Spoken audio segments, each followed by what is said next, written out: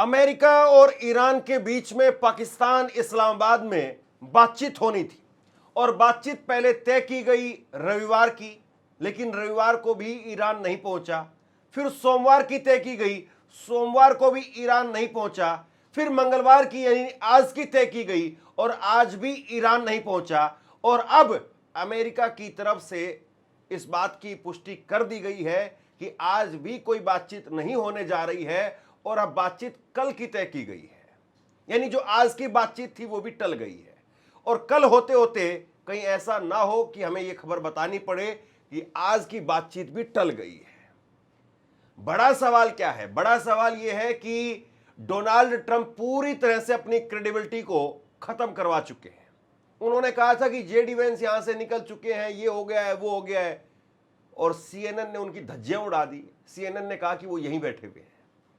खबरें ये चली कि ईरान से डेलीगेशन निकल गया है, लेकिन ईरान का डेलीगेशन भी ईरान के अंदर ही बैठा हुआ है और ईरान ने तो बहुत साफ कर दिया है। ईरान ने तो साफ कह दिया और 3 दिनों से मामला यहीं पर अटका हुआ है कि अगर सीरियस बातचीत करना चाहते हो तो हम आएंगे, वरना हम आएंगे ही नहीं। ये ईरान की तरफ से पहले ही साफ कर दिया गया है और इसीलिए अमेरिका वहां से चल नहीं पा रहा है। डोनाल्ड ट्रंप लगातार जिस तरीके से वो अपने ही वादों से, अपनी ही बातों से मुकर रहे हैं, इसके बाद में इस वक्त में सबसे ज़्यादा अगर हालत किसी की खराब है तो वो पाकिस्तान है। पाकिस्तान में रोज़ाना नई पूरी सब्जी बनाई जाती है खिलाने के लिए, लेकिन मामला फिर ये होता है कि खुद ही खा लेते हैं। फिर अगले दिन फिर जो तैयारी होती है, तेल गर्म होता है, लेकिन फिर मामला आगे बढ़ नहीं पाता है। मजाक से हट करके सीरियस खबर सुनिए। अमेरिकी वेबसाइट एक्सियोस के मुताबिक उनकी ईरानी डेलीगेशन के साथ में अब मंगलवार नहीं बल्कि बुधवार को बातचीत होगी। वेंस के साथ में विशेष दूत स्टीव विटकोफ और ट्रंप के दामाद जरेड कुशनर भी शामिल होंगे। वे ऐसे समय में पाकिस्तान पहुंचेंगे जब सीज फायर खत्म होने के कगार पर है। यह सीज फायर 22 अप्रैल को खत्म होने वाला था, जिसे ट्रंप ने 1 दिन के लिए बढ़ा दिया है। आपने कहावत जरूर सुनी होगी, बकरी दूध तो देगी, लेकिन पहले जरा अब बाकी आप जानते हैं। तो डोनाल्ड ट्रंप जो है वो हर बात वो जो कहते हैं उसके बाद में खुद ही मुकर करके अपनी बात पर फिर आगे नई बात पर आ जाते हैं। डोनाल्ड ट्रंप कह रहे थे कि किसी कीमत पर सीज फायर आगे नहीं बढ़ेगा, हम बम बरसा देंगे, हम ये कर देंगे, लेकिन अब 1 दिन के लिए सीज फायर को और बढ़ा दिया गया है, क्योंकि सीज फायर आज रात 12 बजे खत्म हो रहा था और डोनाल्ड ट्रंप ना चाहते हुए भी लाचारी में, बेबसी में वही कर रहे हैं जो ईरान कह रहा है। ये इस वक्त में अमेरिका की हालत है। ईरानी मीडिया के मुताबिक अभी तक पाकिस्तान में अमेरिका के साथ में बातचीत के लिए कोई भी ईरानी प्रतिनिधिमंडल रवाना नहीं हुआ है। ईरान के संसद अध्यक्ष और मुख्य वार्ताकार गालिबाफ और ईरानी विदेश मंत्री अरागची और उनके डिप्टी भी अभी भी ईरान में ही मौजूद हैं। ईरान के सरकारी टीवी ने मंगलवार को उन खबरों को खारिज कर दिया जिनमें कहा जा रहा था कि ईरानी टीम बातचीत के लिए रवाना हो चुकी है। कुल मिलाकर के आप देखिए कि इससे बुरी फजीयत और कुछ नहीं हो सकती है।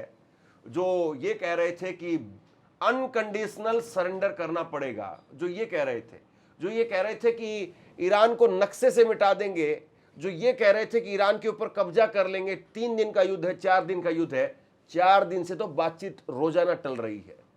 रविवार, सोमवार, मंगलवार और अब कल बुधवार, और कल भी होगा, इस बात की 100% गारंटी कोई लेने वाला नहीं है। न्यूयॉर्क टाइम्स ने 2 ईरानी अधिकारियों के हवाले से बताया है कि यह डेलीगेशन आज इस्लामाबाद पहुंच सकता है। हालांकि इस बातचीत से पहले ही ईरानी संसद स्पीकर मोहम्मद बाकेर गालिबाफ ने शर्त रख दी है कि वह तभी शामिल होंगे जब अमेरिकी उपराष्ट्रपति जेडी वेंस भी मौजूद हों। यानी कुल मिलाकर के, जैसा मैंने लगातार आपको बता रहा हूं, ईरान बिल्कुल स्पष्ट तौर पर एक लाइन खींच करके बैठा हुआ है कि इससे कम हमें कुछ भी मंजूर नहीं है। ये उनकी रेड लाइन है और उस रेड लाइन पर अमेरिका को आना पड़ रहा है, थक हार करके, माथा पीट करके, जैसे भी कहिए। लेकिन ईरान के सामने इस वक्त में अमेरिका पानी भरता हुआ नजर आ रहा है। खबर यह है कि भाई आज पहुंच जाएंगे अमेरिका के लोग। खबर यह है कि जो डेलीगेशन है वो आज शाम को पहुंच सकता है, अमेरिका का डेलीगेशन, और ईरान की तरफ से कोई कंफर्मेशन ही नहीं है। मतलब वो हलवाई वगैरह लगा करके पूरी वगैरह गर्म करके और वो बेचारे तेल वगैरह चढ़ा करके बैठते हैं और उधर से ईरान के लोग कहते हैं नहीं हम नहीं आ रहे हैं। ये इस वक्त में हालत है। आप सोचिए कि डोनाल्ड ट्रंप ने जिस तरीके से इस युद्ध की शुरुआत की थी और जैसे भाषणबाजी हुई, जैसे जैसे जो जो बातें कही गई, कैसे उनकी हवा निकल रही है। अमेरिका के राष्ट्रपति ने दावा किया है कि पिछले साल जून में वे ऑपरेशन में ईरान के यूरेनियम एनरिच्ड और स्टोरेज से जुड़े ठिकानों को पूरी तरह से नष्ट कर दिया गया।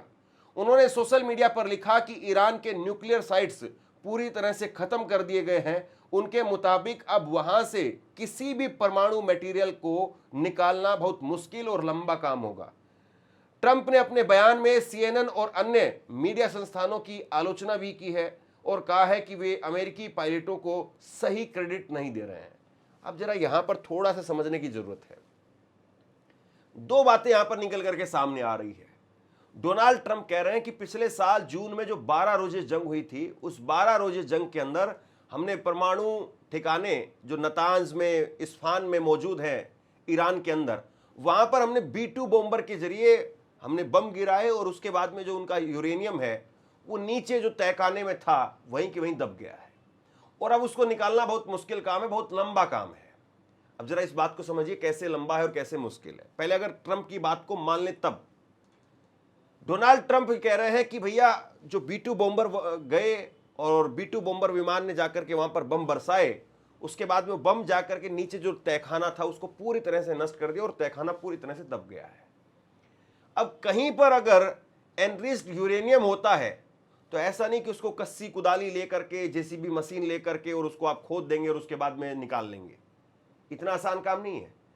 अगर कहीं पर एनरिच्ड यूरेनियम होता है तो उसका लीकेज होने का सबसे भयंकर तौर पर खतरा होता है और अगर कहीं पर वो लीकेज होता है तो उसके बाद में आप यूं मान करके चलिए कि कई किलोमीटरों तक उसका जो है वो सीधे तौर पर असर देखने को मिलता है और तबाही जो हो जाती है।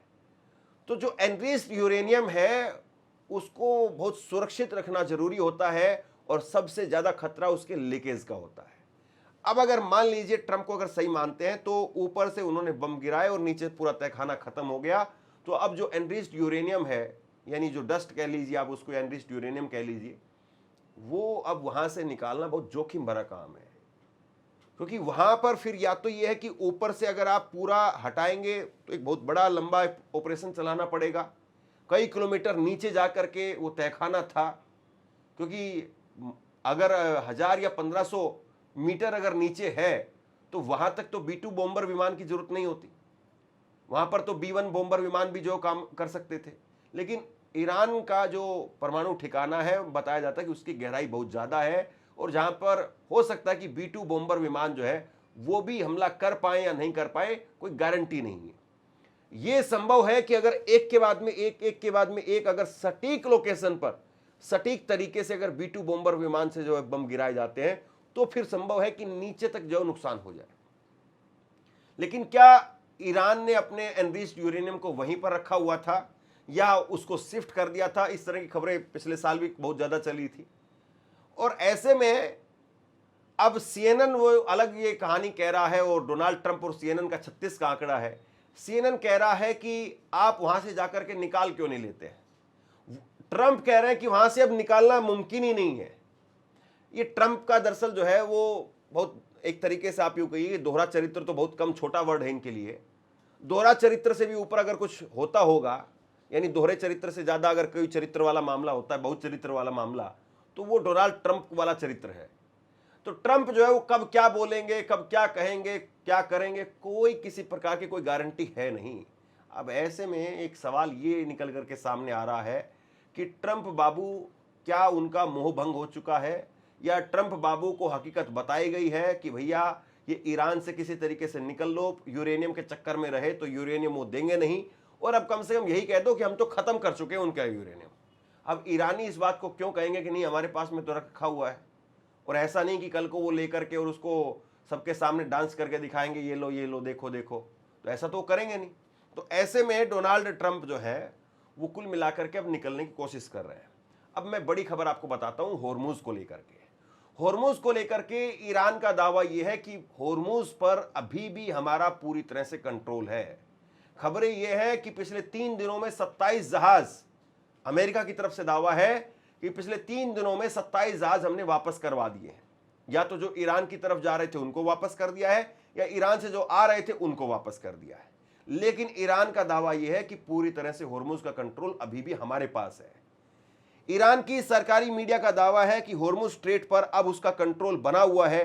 ईरान की न्यूज एजेंसी फार्स न्यूज ने टेलीग्राम पर एक वीडियो जारी किया है और इसमें दिखाया गया है कि कुछ जहाज इस रास्ते से गुजर रहे हैं। एजेंसी का कहना है कि ये जहाज तेहरान से अनुमति लेने के बाद फारस की खाड़ी में एंट्री ले रहे हैं। फार्स के मुताबिक यह एक सेफ कॉरिडोर है जिसे IRGC की नौसेना ने बनाया है। तो कुल मिलाकर के बात यह है कि ईरान ये कह रहा है कि स्ट्रेट ऑफ होर्मुज पर हमारा कंट्रोल है और हमने एक नया रास्ता बना लिया है, और वो रास्ता IRGC ने बनाया है, हमारी नेवी ने बनाया है। और जहाज कुछ निकल रहे हैं, कुछ जहाज आ रहे हैं, इस तरह की खबरें भी हैं।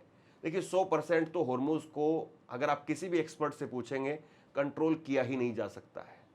आप एक गांव को कंट्रोल नहीं कर सकते हैं, होर्मुज तो बहुत बड़ी बात है, बहुत दूर की बात है। आप अगर एक गांव के चारों तरफ भी अगर फोर्स लगा दें, मान लीजिए यूपी बिहार में कहीं पर कोई एक छोटा सा गांव है, चारों तरफ से अगर आप गांव को सील कर दें, तब भी जो है वो गांव में से कहीं ना कहीं से लोग निकल जाएंगे और गांव में कहीं ना कहीं से लोग घुस जाएंगे। तो बहुत मुश्किल काम होता है जब आप पानी में हैं और आपके सामने 100 किलोमीटर से ज्यादा का भी एरिया है, और 100 किलोमीटर के ज्यादा से बड़े एरिया को आप कंट्रोल कर पाए, बहुत मुश्किल काम है। और ऐसे में अब ईरान जो है वो कह रहा है कि आपने एक जहाज जो हमारा उस कब्जे में लिया हुआ है, जिसके हमारे जो क्रूज थे उनको कब्जे में लिया हुआ है, उसको जरा आप छोड़ दीजिए। टुस्का जहाज, ईरान ने अमेरिका से टुस्का के क्रू मेंबर्स की रिहाई की मांग की है। ईरान के विदेश मंत्रालय ने अमेरिकी बलों द्वारा ईरानी मालवाहक जहाज टुस्का को कब्जे में लेने की कड़ी निंदा की है। ईरान ने जहाज क्रू मेंबर्स और उनके परिवारों की तुरंत रिहाई की मांग की है। मंत्रालय ने मंगलवार को जारी बयान में कहा कि ईरान अपने राष्ट्रीय हितों और सुरक्षा की रक्षा के लिए हर संभव कदम उठाएगा और अपने नागरिकों के अधिकार और सम्मान की रक्षा करेगा। ईरान ने यह भी कहा कि अगर हालात और बिगड़ते हैं तो इसकी पूरी जिम्मेदारी अमेरिका के ऊपर होगी। यानी कुल मिलाकर के ठीकरा जो है वो ईरान अमेरिका के ऊपर फोड़ रहा है, और ईरान ये कह रहा है कि साहब हम छोड़ेंगे नहीं, हम अटैक करेंगे, और अगर ज़्यादा आप हालात बिगाड़ना नहीं चाहते हो तो हमारे लोगों को छोड़ दो, वरना हम भी मिसाइल और ड्रोन जो है वो इस्तेमाल करना शुरू कर देंगे। अब ये एक दिन का जो सीज फायर बढ़ा है, 24 घंटे का जो सीज फायर डोनाल्ड ट्रंप की तरफ से बढ़ाया गया है, बातचीत को फिलहाल टाल दिया गया है। पूरी दुनिया में डोनाल्ड ट्रंप एक्सपोज हो चुके हैं, लेकिन अभी भी सवाल इस बात का बना हुआ है कि अमेरिका का डेलीगेशन जब पाकिस्तान पहुंचता है तो उसमें आता कौन कौन है। सीरियस नोट पर सबसे बड़ा सवाल यही है कि उसमें क्या JD वेंस आते हैं, और अगर JD वेंस नहीं आए तो फिर ईरान से आप यूं मान करके चलिए कि अगर डेलीगेशन आएगा तो बहुत छोटा डेलीगेशन होगा। लेकिन मुझे लगता है कि ईरान हर तरीके से अमेरिका को घेर करके चारों तरफ से अपनी पिच पर लेकर के आएगा, और अपनी पिच पर ला करके बिना हेलमेट के योरकर के साथ में, बाउंसर के साथ में डोनाल्ड ट्रंप से बल्लेबाजी करवाएगा। और फिर उसके बाद में विकेट कैसे उखड़ेंगे, क्या क्या होगा, यानी सीज फायर होगा तो किन किन शर्तों पर होगा, ये देखने वाली बात है। शेयर कीजिए इस खबर को, और आप क्या सोचते हैं नीचे कमेंट सेक्शन में जाकर के मुझे जरूर बताइए। इस वीडियो को लाइक कीजिए, चैनल को सब्सक्राइब जरूर कीजिए, और अगर आपको मेरा काम पसंद आता है तो नीचे थैंक्स बटन का प्रयोग करके आर्थिक तौर पर भी मुझे मदद जरूर करिए। शुक्रिया, थैंक यू।